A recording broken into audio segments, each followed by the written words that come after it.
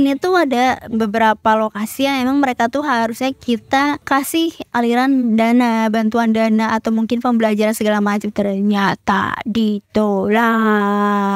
OMG, kadang suka gitu ya.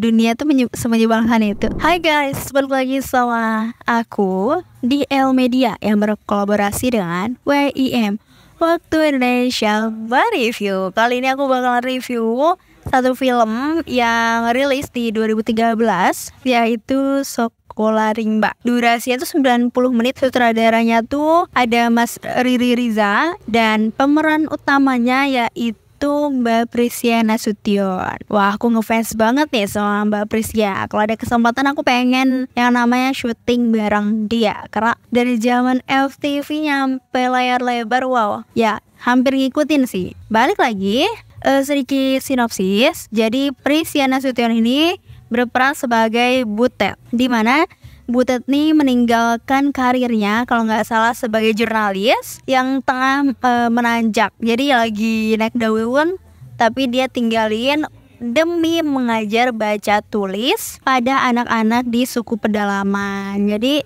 kalau nggak salah tuh ini tuh Sekolah Rimba ini di Jambi kalau nggak salah. Jadi ada pedalamannya jauh di sana, jauh dari kota. Dia tuh emang ya anak-anaknya tuh kayak gimana ya. Jadi misalkan rumahnya di A nih, terus nanti minggu besok ketika makanannya udah gak ada di tempat A, mereka kan pindah ke B. Ya kan nomaden lah, tapi di hutan, di rimba gitu loh. Nah, si Butet ini tuh dia tuh punya punya keinginan ingin mengajar, ingin berbagi ilmu, kayak transfer knowledge gitu loh, bareng anak-anak di sana. Karena di sana tuh memang mereka tuh ya nggak belajar, mereka di sana tuh dituntut untuk bekerja gitu loh, di ladang, berburu. Jadi ya mereka mau baca, mau berbahasa pun ya bahasa di dalam gitu loh, nggak bahasa Indonesia pada umumnya gitu. Nah terus oke guys, ternyata keliru, bukan jurnalis, tapi dia tuh kayak kerjanya tuh di salah satu lembaga konservasi. Jadi emang konservasi itu ngejaga satu tempat budaya kayak gitu-gitu. Kalau aku salah, betulin aja di kolom komentar ya. Jadi namanya itu Butet Manduru. Jadi ya dari kerjaannya dia yang lagi naik daun, tapi ternyata dia tuh pro kontra sama atasannya. Dia tuh ngerasa ada satu tempat yang belum jadi tempat konservasi yang baik gitu loh. Jadi masih diabaikan, masih dibodoh amatin gitu loh. Sampai akhirnya tuh dia berjuang sendiri. Dia tuh nyampe kayak ngerasa, oke, gue mau stop aja kerja di sini dan gue mau jadi guru ke sana. Gue mau ngajar di sana, bodoh amat gitu kan. Akhirnya dia tuh selalu bawa perbekalan yang banyak. Wah, Butet ini tuh karakternya ini kuat, cewek kuat, punya pendirian. Terus dia tomboy banget karena motornya trial. Jadi dia bener-bener yakin dengan pendirian dia mau ngajar di pedalaman. Nggak tahu bahasanya kayak gimana, tapi dia mau ngajarin. Nah ternyata dia ketemu lah di satu tempat di kayak mana bahasanya, berarti paham saung nggak pasti. Iya. Rumah.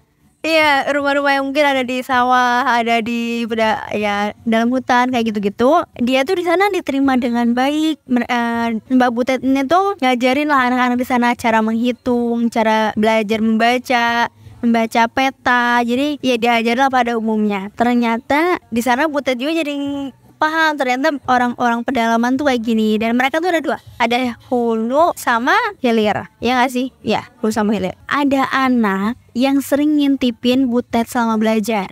Nggak tahu siapa, aku namanya lupa karena aku nontonnya udah lama banget. Jadi dia tuh sering ngintip, sering liatin, dia bawa buku kemana-mana. Tapi setiap disamperin dia kabur.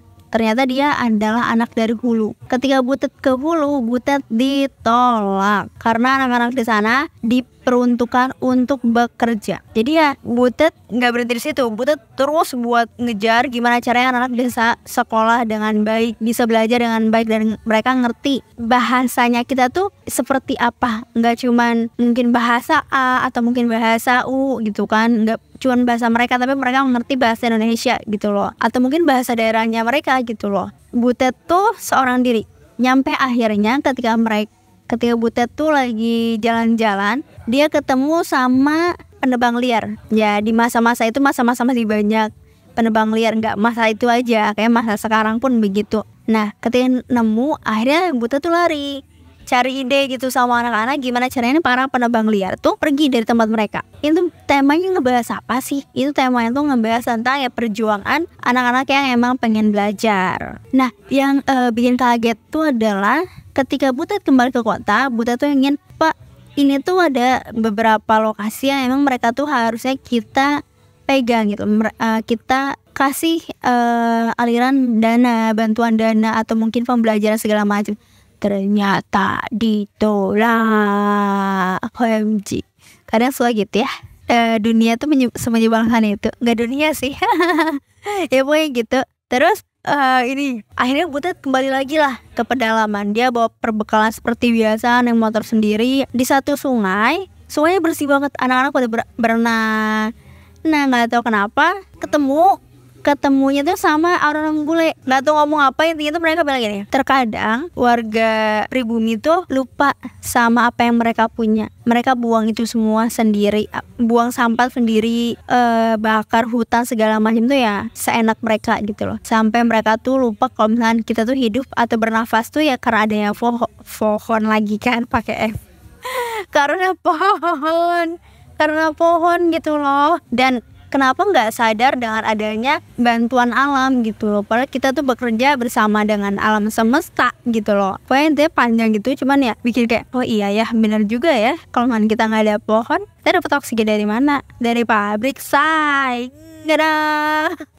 Terus yang aku suka tuh apa ya, dari karakternya si Butet ini. Sebenarnya tuh kalau nggak salah ya, karena aku udah lama banget tontonnya, kalau nggak salah tuh dia lagi studi S2 di Jakarta, kalau nggak salah di Jakarta apa di mana aku lupa, pokoknya dia lagi studi juga. Nah pokoknya tuh bener-bener berjuang banget sampai akhirnya Butet tuh dikasih lahan sama warga. Jadi awalnya ada hulu sama hilir.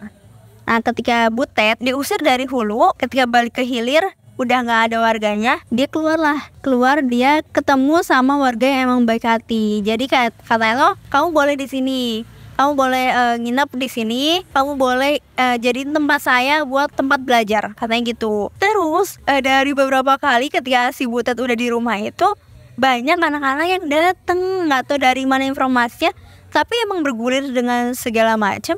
Banyak yang datang dan lain-lain, dan Butet seneng kayak, oh my god gitu kan. Nah seminggu lah terjadi, orang tua pada nyari, kamu tuh bisa nggak sih nggak usah ngajarin anak saya belajar, biar anak saya tuh fokus buat kerja aja. Ya mau sekolah gimana, di sana nggak ada sekolah gitu loh. Kamu udah stop ngajarin mereka. Sampai di momen dimana aku lupa, pokoknya tuh Butet berhasil untuk ngasih yang namanya sekolah rimba. Jadi ada sekolah di tengah hutan, di mana-mana ya pohon segala macam, dengan volunteer atau sukarelawan yang emang membantu si Butet. Sampai akhirnya Butet kembali ke Jakarta, dia menyelesaikan studi dan membawa sekolah rimba ini sebagai bahan ajar dia di Jakarta. Jadi portofolio gitu. Pokoknya keren banget, kalian harus nonton ini di Netflix. Ini film 2013 namanya Sekolah Rimba. Aku ada satu quotes sebentar. Ini dari Presianya, dia bilang menjadikan pengetahuan sebagai senjata beradaptasi. Jadi kalau kita mau beradaptasi dimanapun, kita harus punya pengetahuan. Dan ini rate-nya 8,5/10 dari aku. Buat teman-teman jangan lupa untuk nonton. Kalau udah nonton kasih tahu aku, follow aku, terus like, comment, dan subscribe di bawah ini. See you, bye bye, and thank you.